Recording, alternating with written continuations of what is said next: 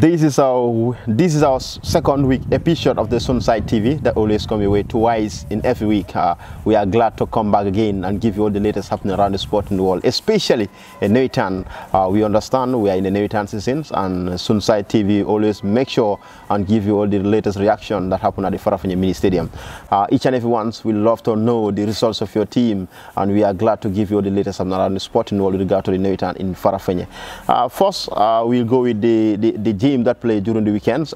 It was Raiders against Police Line 1-1, and Sanjal also played against Farafenni General Hospital. It was 1-0 for Sanjal. Then Veteran also played against Region United, 1-0 for Region 1 Veteran, 1-0. Then Rockland also beaten Ngain Sanjal 2-1, and then Young Powerful also lost to Maka Farafenni at the Farafenni mini stadium. 30 goals were scored in the entire competition as it stands.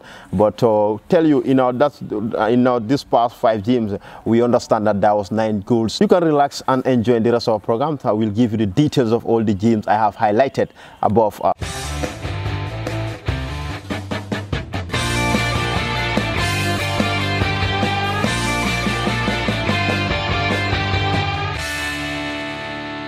First, we'll go with the first game that played at the Farafenni mini stadium on the 6th of September 2021. It was Raiders versus Police Line, and the game ended up 1-1 for both sides. It was a very entertaining game at the Farafenni mini stadium as Raiders opened the scoring first, and Police Line equalized at the 9th minute to give Pap side a 1-1 score line. As it stands, Raiders are with 4 points and Police Line are with 1 point. Let's go to the field and see the reaction of that happened there.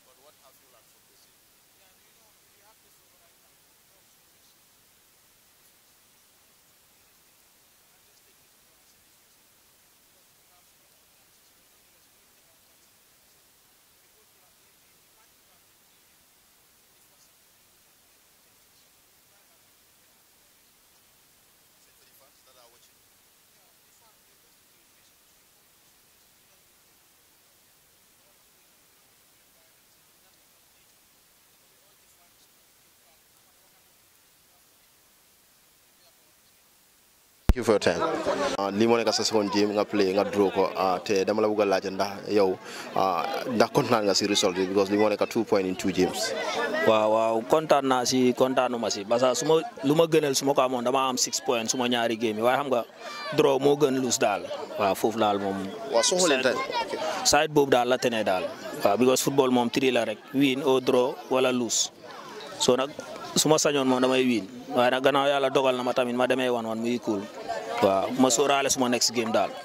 dafa mel ni sa team si o sa player dañ teel a react trop buñ scoré considéré benn goal bi gars yi within 1 minute gars yi score nekk 1-1 dama bëgg nga battal ñu daal comme yow daal loo dee wax sa boys yi because gis nañ ne you are the underdog but with all that da nga tasee di big side da nga dee stop no good no bad. waaw loolu la xam nga football amut kii maa ko njëkk a pile wala déedéet amut football bi team yi fi nekk yëpp ñëpp a am doole because man football dama ko dee wax suma play du magic 11 lay teg ma teg 11 te man ñu may teg dama leen gëm te lu ma leen di wax dañ koo dégga te su fekkee ne play ñu ngi lay waxal ngay dégg rek dafa yomb si ñun waaw te lu ma leen waxal dama leen di wax jël góol taxul nga lus soo jëlee góol da nga war a ñëw nga start nga mel ni game bi fresh la yaa ngi ko door a start waaw. interesting gis nañ ne team boo doon playal te ñoom ñi nga ambiance bu neex yow nag ndax kañ la ñoo start di gis police line ñoom tam mën a def ambiance bu neex pour nawetaan du mën a ne. waaw xam nga rek starting moo yombut waaw waaye yàlla baax na daal si kanam tuuti dañ Farafenni yëpp dañoo dégg police line waxuma Farafenni de Gambie yëpp dañoo dégg police line incha allah loolu lañ bëgg. ban message nga am sax ñu ngi la xam ne ñu ngi laa dégg ñu ngi laa seetaan nii. waaw xanaa di leen wax rek ñu jàpp te bàyyi rek because xam nga nit ku nekk sa fans yi ñoo la sonal because gis nañ buñ koy góol Babylone ñëpp a ngi jóg te nit ku nekk sa fans moo la tax nga war a góorgóorlu te loolu laa def play ma ne ko sooy play da ngaa bàyyi xel sa ginnaaw comme ñu la dee support because duñ bugg benn yoon nga ñàkk fans moo gën a sonal play mun na dem waaye fans du dem. So I say Buga Bugana. Wow. Away from that, then the Sanjal gym at the General Hospital, that was a gym that we are expecting Sanjal to qualify because victory for them will make them to qualify for this for quarter final as it stands. Sanjal, they won Farafenni General Hospital 1-0. They are the first team that booked their ticket to the quarter final for the very first time in this Nawetan. Then away from that to the veteran gym at the regions, it was a gym that many believe veterans should have won the gym, but due to a very big fight from the region faithful, they make sure they fight very hard to go home with maximum point, and a loss or a draw would have been be a very bad one to the season. It would have even end their season for that matter. But region of Tunde Male side, they make sure they won veteran 1-0, a result that the Male side with 6 points as a stand, which will do well for them come their next game.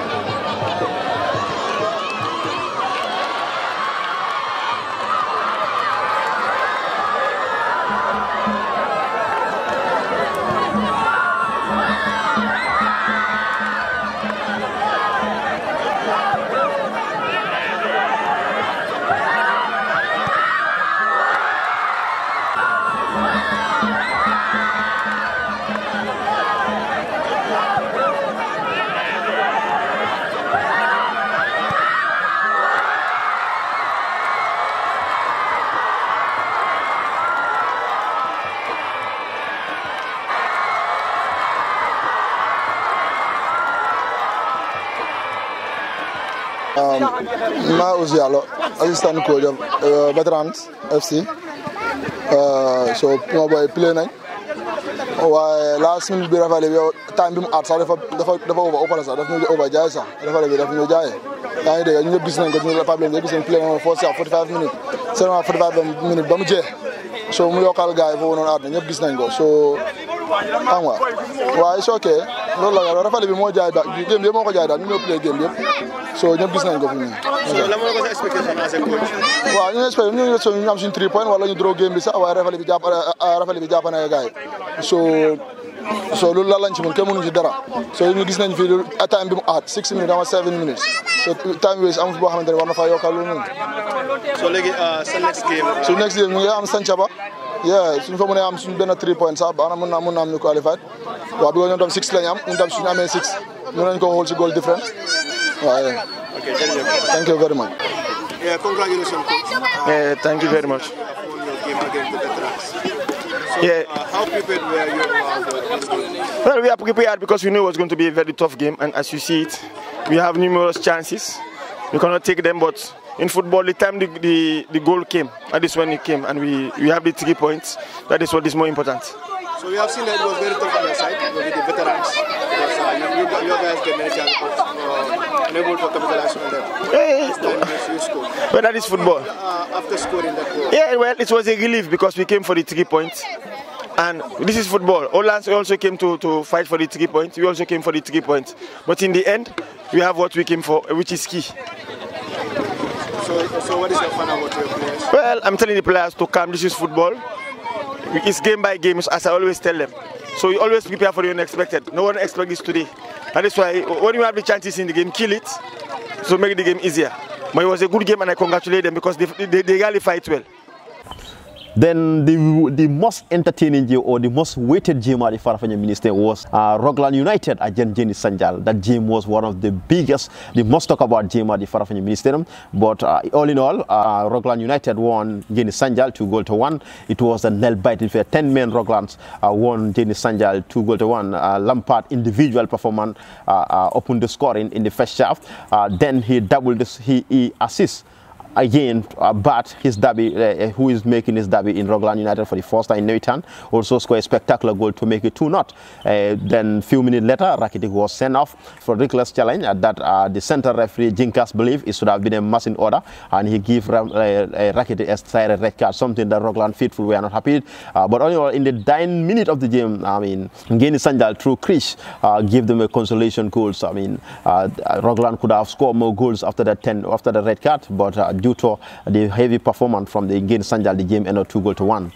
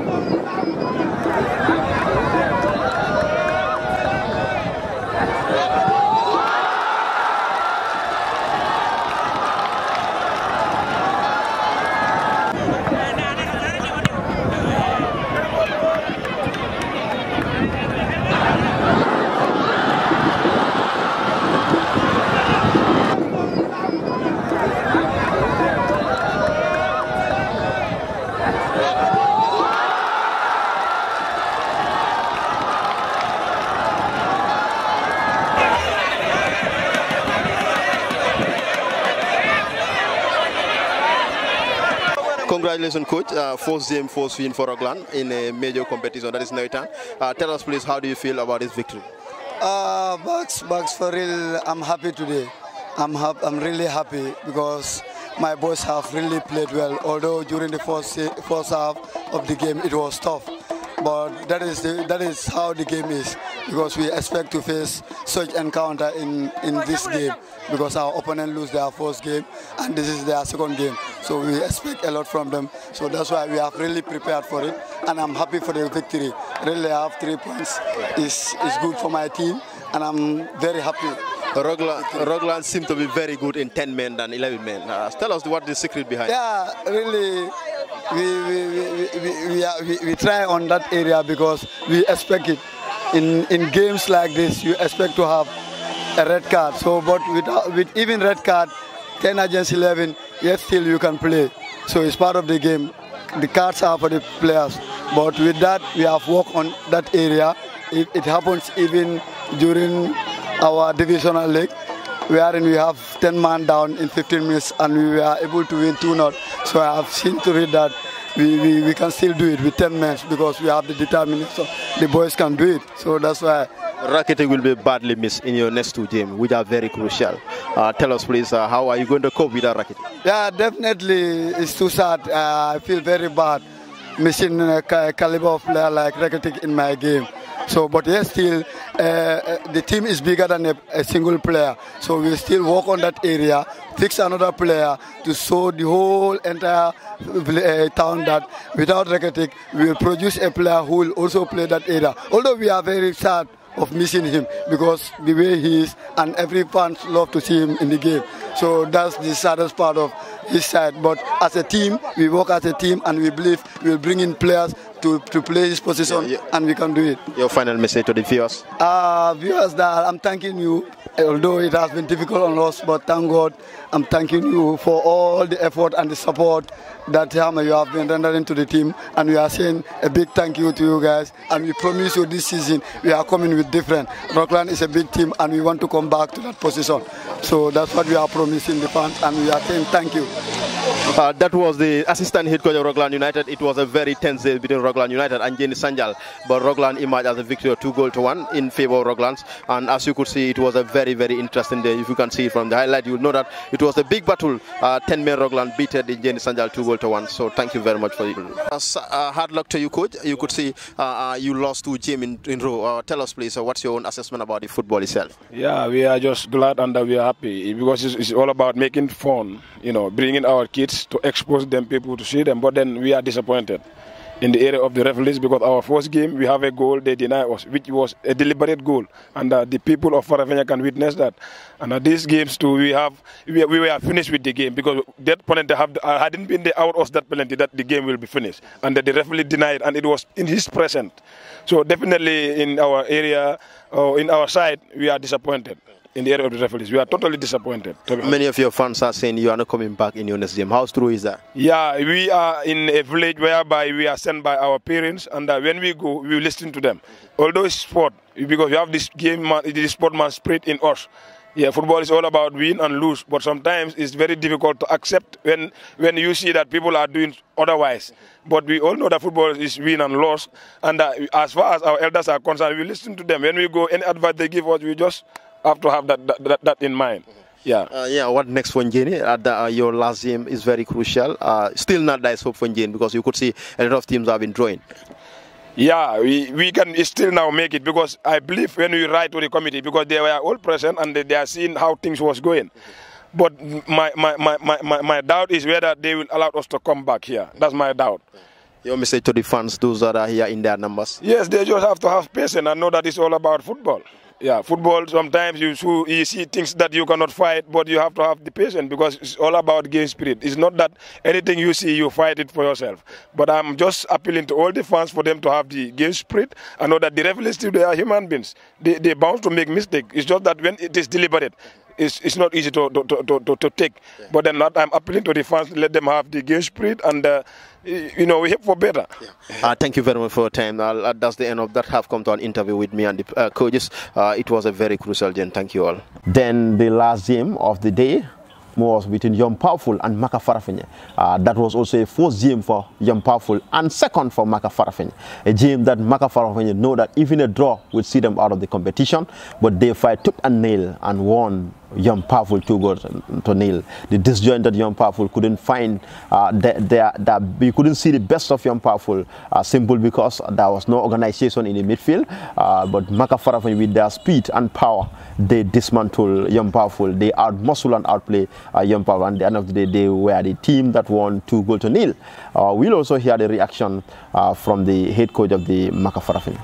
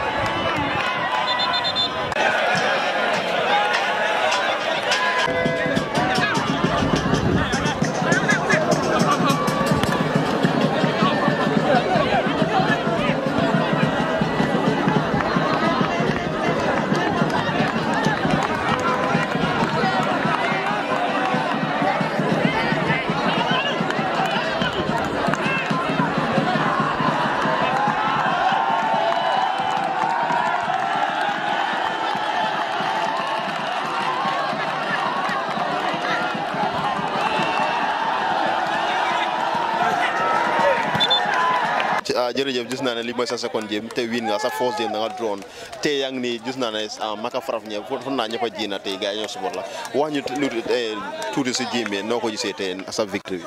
waaw te game bi ni ma ko gisee mooy rafet rek parce que man balaa maa ñëw fii lépp lu ma plan wax naa ko suma play yi te team bu ma am ni man yàlla dafa def team bi xam naa ko yàgg naa xam seen football yàgg laa na seetaan so lu ma wax ak suma gars yi mooy bu leen may gars ñu start ball bi bu leen may gars ñu play ba pare seen boy boobu noonu Kéba seen ngeen yaxa football am kooku tant que mu ngi réel si fil bi rek boy duñ mun a play waaw ba pare caas boo leen am bu leen ko yaxa ngeen def ko si poche ñu jeexal ak gars yi. lii na ban njëriñ la istil waa Maka Farafenni. waaw mu ngi indi njëriñ bu rëy si ñun parce que dëkk bi yëpp tax na dëkk bi yëpp ànd nekk benn muy xale muy mag plan bi yëpp benn la mooy su ñëwee ñu ànd ak discipline ñu play match bi mu jeex si jàmm ñu tra jël sin 3 points ñi ñibbi waaw du play di fans santuñ fi kenn xuloo sant fi kenn xeex loolu rek mooy suñu plan te coupe bi na dañ ko bëgg a yóbbu su neexee yàlla loolu mooy suñu plan. fii ndax yéen da ngeen a mën a def loolu. waaw bëgg nañ ko de parce que nit sooy bëgg da ngaa bëgg loo xam ne ni lu kenn mësul def loolu ngay bëgg a def soo ñun loolu mooy suñu tàgget waaw ba pare lii ñu ngi door di ñëw waaye ñun yàgg nañoo plan depuis last year xabala bi balaa last year ñun fekk nañu plan pour ñëw fii soo mënut a nekkal yàgg nañoo tàgget pour ñëw play fi waaye tey ren la ko yàlla dogal di siya waaw. loo bëgg a wax. ñi may seetaan waaw di leen sant di leen gërëm rek am na football bi moom ñun ñëpp ñoo ko bokk amul xuloo amul xeex Farafenni Maka Farafenni Ngain Sanjal area bi yëpp benn la waaw affaire bi saa yu ñëwee ñi def ko mu rafet rek ñëpp ñibbi amul xuloo amul xeex waaw di njaaraamal play di njaaraamal fans yi ñoom maa leen sant di leen gërëm ba pare yang powerful tam maa ngi leen di njaaraamal bu baax di leen ñaanal seen next match yan ñi gagné si jàmm parce que samay waay ñoo fa nekk am na boy yu bëri xam naa la am na seen boy am man dañ ma daan play la waaw maa ngi am sama boy ba xam ne depuis mu nekk xale mu ngi foofu na dafa doon play ren mu ngi ñëw play dëkkam loolu yëpp bëgg dëkkam moo ko waral so di leen sant di leen gërëm ñoom tam waaw jërëjëf sa waxtu bi wax ñu tuuti si yow sa disappointment about today's game number 8 bi bu mu ñëwee dafa jox team bi siip moom mi ne comme dafa leen jox lu nga xam ne di mun a team bi nii la di play ndax dafa nekk player bu nga xam ne da nga koo start next time kooku dafa bokk suma plan nga xamante fosi leen disappoint na ko waaye Jos dafa ñëw gis naa lu mu play bu baax te loolu moo nekk play am yaa kooku moo nekk play am te next time incha allah rabbi bu ngay bokk si suñu plan yi yaa loolu am luy naka sa laas kaddu ñu nga xam ne ñu ngi laa seetaan jërëjëf maa ngi jaajëfal ñëpp di leen delloo njukkal comme ni ngeen ko defaree rafet na trop macha allah yal nañu yàlla bàyyi fa ba si kanam te sport bi tam yal nañ ci yàlla yokk xewal bu bari mu musal ñu seetaane. The fans out there, you love to know what my team stand as the competition is going far. The competition is taking a serious shape for that matter. We look at the Group A as it stands. Sanjal is leading the table with 9 points, played 3 games. They left 1 game. Then Region United at second with 6 points and Firestone at third with 3 points. Veterans at fourth with 3 points, and Hospital are the only team without a points. Then Group B, that's where the pool of death, where you have Zamzam top on the table with 4 points. Rockland at second, 3 points, 1 game play. Zamzam play 2 games. Yalalba play 1 game, and they are third with 1 point. Again, Sanjal play 2 games and they have 0 points. Then Group C is Maka Farafenni top in the pool with 4 points after the yesterday win. Raba at second with 2 points. Walimans play 1 game with 1 point. Then Young Powerful play 1 game with 1 point, 0 points. Sorry for that. Then the Group D, Raiders is top in that table with 4 points. Police Line with second at 2 points. That is with third at 1 point. Eden at the bottom of the table 0 point.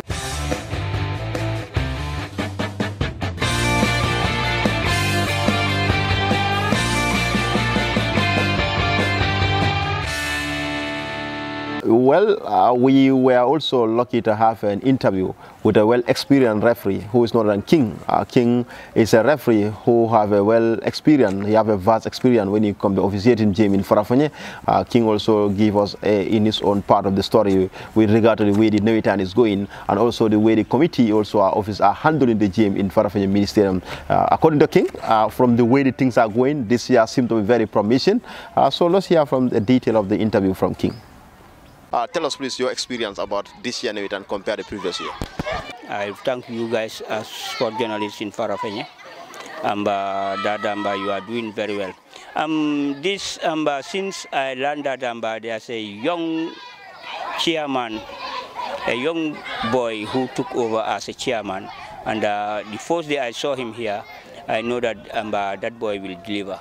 And since we started, everything is going fine. Less these problems that we are having here right now. It will be very difficult to say, but I'll say it so that everybody will hear it. It's Ngain Sanjal. Ngain Sanjal is the problem of this tournament as I witnessed for their last 2 games. But not the players, not the coaches, but the supporters. Maybe they are ignorant to the loss of the game. They don't know the game. That's why they act like that. But apart from that, things are going very well. Interesting. I also want you to tell us, the referee and players relationship is very important, and often we used to see a player will speak ill about referee, and also the referee will just look at them and ignore them. Tell us a little thing about that. During our referee training, they always tell us, referee, you should not get annoyed. Referee, if a player even insult you or give you a knock, you the referee, you should not pay back. What you should do, just there's a match form, go and write your report there. And the referees, we are people who know, just as the Mandinka is or the Wolof, referee make some access sit, mamak sit like that. Legi mutanga nga open call player be mukam, he will go down. Sometimes you give a tap, give him a smile. All those things to encourage the player if his temper is hot. Sometimes the tension of the match will cause the player will not able to control his temper. But nonetheless, doesn't mean that the player is not a disciplined guy. Of course, he have discipline, but the tension of the match, the game, might cause him to do others. That's why sometimes we'll call them, cancel them, tell them, take your time, play easy, you are a fine player, and give him a tap that just you will make it play. So sometimes these are the jokes we do in the field. You see us, we call them aside, talk with them. That's a small advice we do give them, and give them motivation so that they will come up and join the game. Interesting. Tell us a few things about the loss of the game that you people are applying compared to previous years. Right now, the loss of the games now, I will give one example. Like first time, there's nothing like ball on hand. There was ball on hand first time. But now they are telling you that if a defender is defending and the ball happens to land on the left hands, you cannot give that as a penalty inside the 18-yard box. But if a striker wants to score and the ball touches his hand, there's nothing like ball on hand. You give the handball against. These are part of the loss of the game. Your final message to the viewers, those who are watching you? Okay, that's why if you can remember year before last, or sometimes last year before I left here, I once met you up here. Actually, boy, hala referee sinyom dunyo boka si interviewing. Ngane no dina am why since that tango Taylor yala dogal. Yeah, Taylor yala dogal. But just what I want to add on it, here as you are seeing the referees here in Farafenni here, all of us less Odonko now. Odonko was with us since, but we are having only 2 plus Odonko 3 referees, and we are civil servants. Anytime when we are called upon our duties, it will be very handicapped. Maybe the committee might adjourn some games because of referees. They don't have referees, but I'm urging this to Farafenni youths. Let them come out. Refereeing is very fine. Let them come out, join the cause, and let them play games. But sometimes you tell them, they say, insulting is too much. My brother cannot be sitting down and blowing, and they are insulting my mother. You know, these are the challenges they are having. But I'm urging them, let them come. It's a profession. It's a very noble profession. Viewers, we thank you very much for watching us. We are very glad for joining us all the time, and you understand we'll just advise you to keep subscribing all the time, so that in any time we update anything with regard to our updates, you'll always get an information with regard to the sport in Farafenni.